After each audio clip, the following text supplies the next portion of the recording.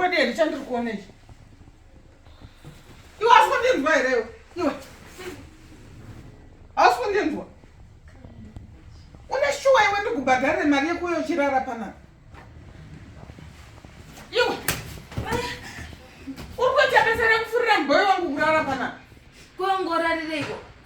Angararire iwe warara. Paledha sofa shuwa ndo pamunorara. Unorara pamareda iwe. Muri kuda kuita segwemini.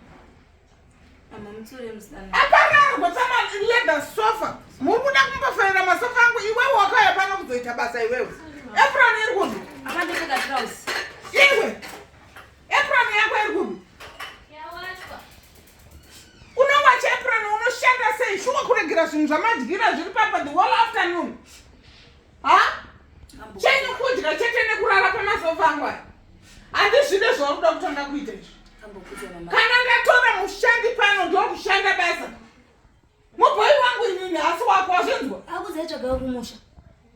Uyamupfeka trouser. Saka iwe uri kumudzidzisa kurara pamasofa. Iwe musikana.